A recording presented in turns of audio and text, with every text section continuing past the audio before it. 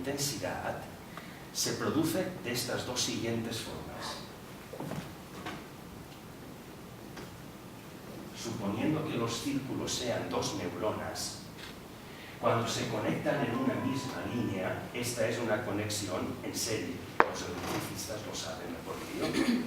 Ocurre que la electricidad que se inicia antes de la primera neurona tiene un determinado voltaje, pero ese voltaje se suma al de la propia neurona, de manera de que la que continúa tiene un voltaje mayor que la que inició.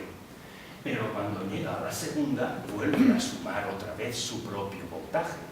Es decir, cuando sale la corriente después de una conexión en serie, el voltaje de la electricidad saliente es mayor que el de la entrante. Pero llega un momento en que el cerebro no puede generar esta conexión y ya no puede generar una corriente de mayor voltaje. Se precisa que aumente ahora no el voltaje, sino la intensidad de esa corriente.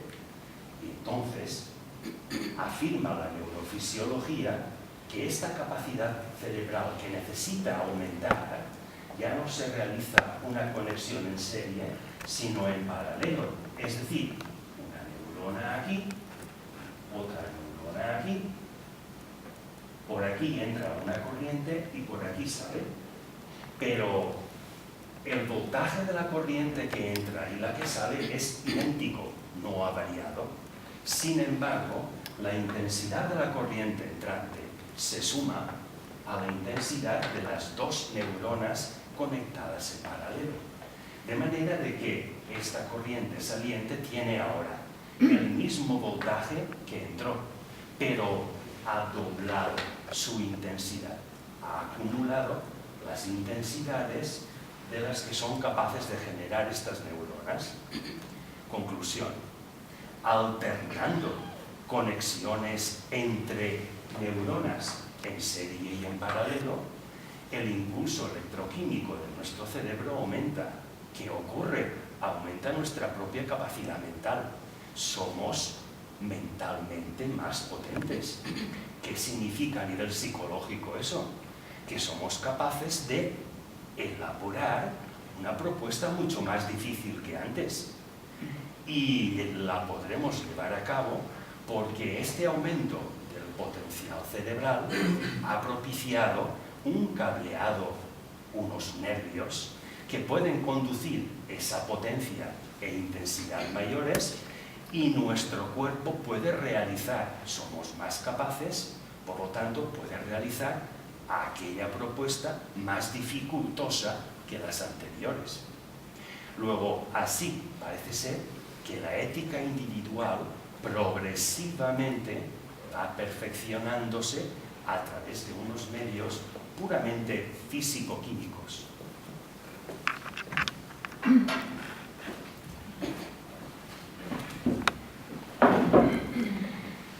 ¿Qué método nos da la psicología para esta ética individual? Nos dice que el método se llama el de la inversión y consiste sencillamente en pensar primero y desear después. ¿Qué ocurre comúnmente? Que experimentamos una sensación, un deseo, y ese deseo nos aboca a hacer algo o a no hacerlo, pero es un deseo, que luego ese deseo lo adornamos con un pensamiento que nos justifica si queremos o no hacer aquello, llevarlo a término. Por lo tanto, primero deseamos y luego pensamos y le damos potencia, no a nuestra mente, sino a nuestro propio deseo. La mente es su esclava.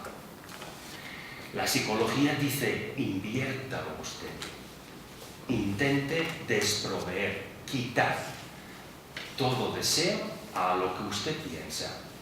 En cuanto sea capaz de enarbolar un pensamiento en el que cada vez tenga menos sensaciones, tendrá usted una mente más potente, más pura. Esta quizá es la base psicológica para que estas dos conexiones entre neuronas o grupos neuronales se lleve a cabo. Si el cerebro funcionase a través de estas conexiones y, como afirma la neurofisiología, de manera unitaria, a lo que llama cerebro unitario, parece que actuaría exactamente igual a como la mecánica cuántica nos dice que funciona un punto cuántico. Con muy pocas palabras os explico qué es un punto cuántico. Es una construcción artificial, la hace el científico en laboratorio. Y consiste en seleccionar uno a uno distintos átomos. Hoy en día la tecnología, la nanotecnología nos lo permite. Una vez seleccionados átomos individuales, se agrupan en un reducidísimo espacio, pero que se agrupan varios centenares de átomos, con la particularidad de que cuando se pone aquello en funcionamiento, antes cada átomo funcionaba por separado, pero ahora funcionan todos como un único átomo. Resultado, la potencia de ese único átomo es mucho mayor, no poquito mayor, mucho mayor que las potencias sumadas de las acciones de los átomos individuales cuando no estaban agrupados en lo que viene a llamarse ese punto cuántico.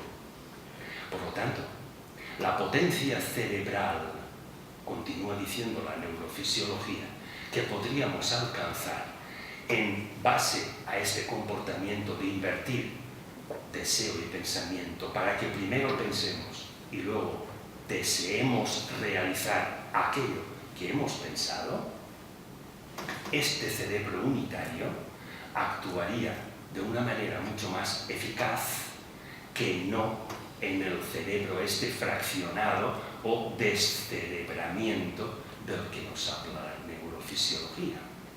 Quizá esta sea otra base de la ética individual. ¿Qué efecto produciría esto? Que las neuronas, al conectarse, lo hacen respecto de dos polaridades eléctricas. Y tal y como nos las explica la neurofisiología,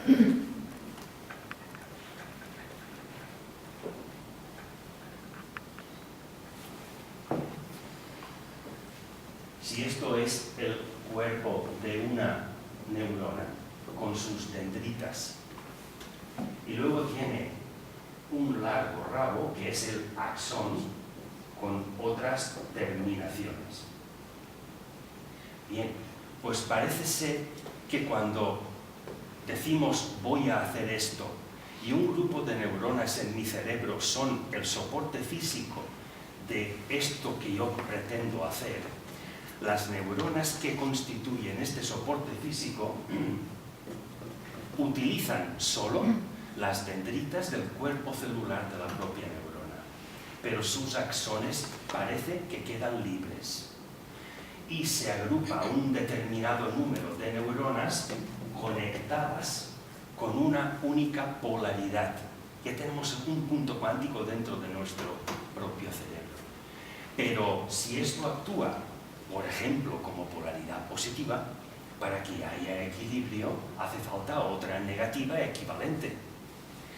Cuando ese grupo de neuronas que constituye mi propuesta se conecta con otros grupos de neuronas que son mis capacidades de poder ejecutar aquella propuesta, ya no lo hacen con las dendritas del cuerpo celular, sino con las dendritas del axón. Parece que la neurona tenga dos polaridades eléctricas, una desde un signo y otra de signo contrario, pero que unas las utilizan para una función y otras para otra función. Cuando ambas funciones se conectan entre sí, aparece ese cerebro unitario, aparece ese aumento de voltaje e intensidad y el individuo no solo es más puro porque piensa desprovisto de sus deseos, sino que es más eficiente.